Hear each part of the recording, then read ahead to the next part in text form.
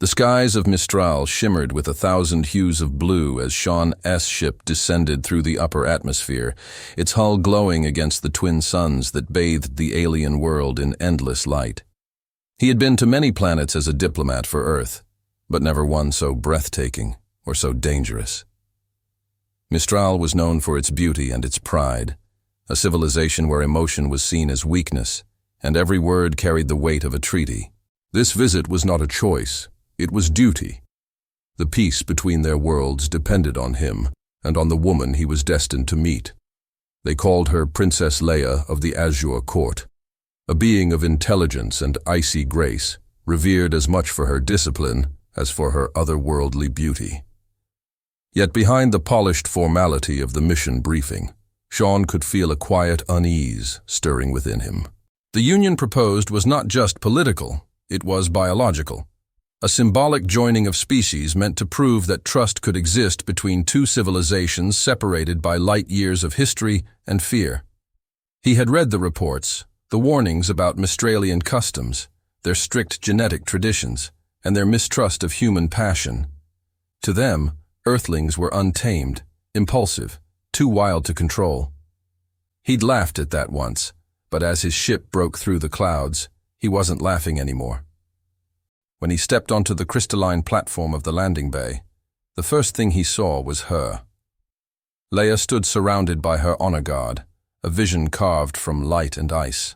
Her skin caught the glow of the twin suns, her eyes deep as amethyst storms. She bowed with perfect precision, but her gaze was distant, calculating, unreadable.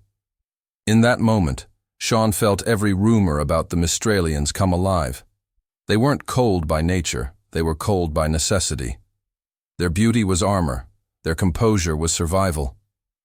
And as he met her gaze for the first time, he realized this wasn't going to be a negotiation, it was going to be a test. Two species, two hearts, both wary of what the other represented. The air between them felt electric, fragile, and charged with the unspoken truth that diplomacy could only go so far before something more human, or something far more dangerous, took its place. The shuttle descended through clouds that shimmered like liquid sapphire. Sean steadied his breath, adjusting his diplomat's badge as Mistral's crystalline cities came into view. This was no ordinary mission. It was an alliance that could reshape the stars. But alliances on Mistral were sealed not by signatures, but by bonds of blood and heart. Waiting on the landing platform was Princess Leia, radiant and distant, her violet gaze sharp enough to slice through his calm.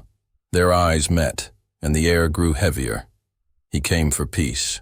She came to test the worth of a human who dared enter her world.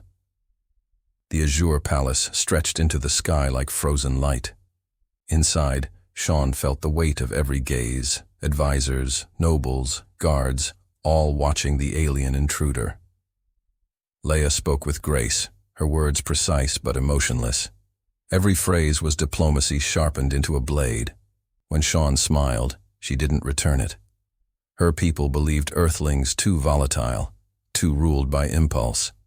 Yet beneath her formality, a flicker of curiosity betrayed her. He noticed. She noticed that he noticed.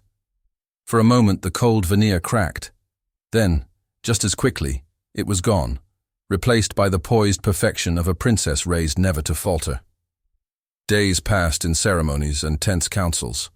Sean tried to navigate the politics, but every conversation felt like a maze. Leia's demeanor remained unreadable, until a small accident changed everything. During a diplomatic feast, he misread a gesture and accidentally touched her hand. Gasps echoed. On Mistral, touch was intimate, almost sacred. Her shock was real, her cheeks flushing the faintest indigo. He stammered an apology, but she stopped him with a whisper. Humans are bold. The room's tension faded into soft laughter, and for the first time, she smiled. It was fleeting, but enough to spark something fragile and new. To prove his understanding of Mistralian ways, Sean was invited to the sacred hunt of the Luminar, a test of courage, restraint, and empathy. Leia watched from afar as he ventured into the glowing forests, tracking the luminous creature said to embody the planet's spirit. When he found it, wounded and trembling, he lowered his weapon. Instead of striking, he healed it with his field kit, whispering, "Go home." Leia appeared from the trees, stunned. No words passed between them, only understanding. For a people who believed mercy was weakness, Sean's compassion was an act of quiet rebellion. She would never forget it. The palace glittered that night for the celestial festival. Music rose like starlight, and twin moons cast a silver glow on marble floors.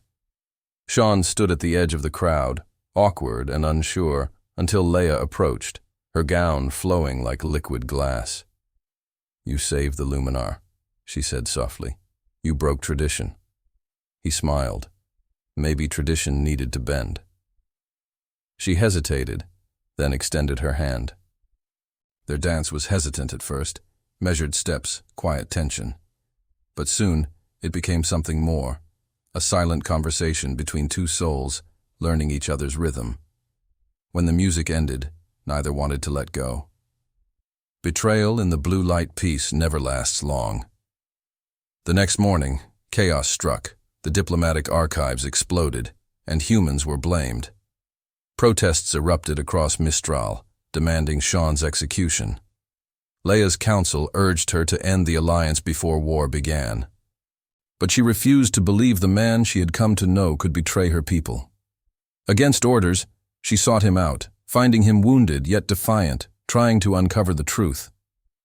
Together, they discovered evidence of sabotage, a plot by Lord Drax, Leia's own advisor, to seize power. The revelation shattered her faith in her court. For the first time, she chose her heart over duty. The fire and the healing. Drax's forces cornered them near the Sky Gardens. Energy blasts tore through crystal walls as Leia and Sean fought side by side. He shielded her from an explosion, taking the hit meant for her. In the chaos, she used her psychic ability, telepathic healing forbidden among royalty, to save him. Their minds touched, thoughts intertwining like rivers merging. He felt her fear, her strength, her unspoken longing. "You risked everything," he whispered weakly. "So did you," she replied. As dawn broke over the smoldering palace, they stood hand in hand, united not by treaties, but by the courage to defy them. Under cerulean skies. Years passed. The alliance flourished.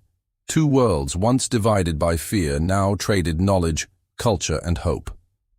On the balcony of the new Unity Citadel, Leia and Sean watched their daughter chase lightbirds across the horizon, her skin shimmering with the blue of Mistral and the warmth of Earth.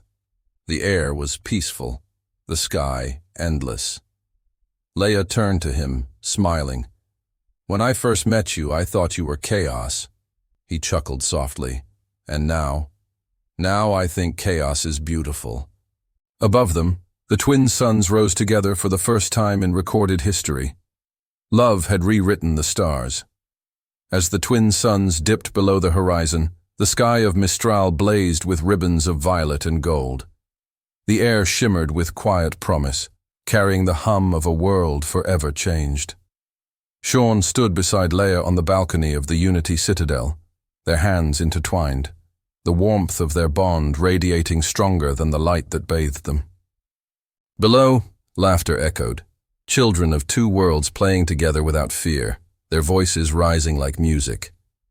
For the first time, Mistral and Earth were not divided by species, power, or politics, but joined by something far greater, understanding. Leia looked up at the stars that once symbolized distance and saw only connection.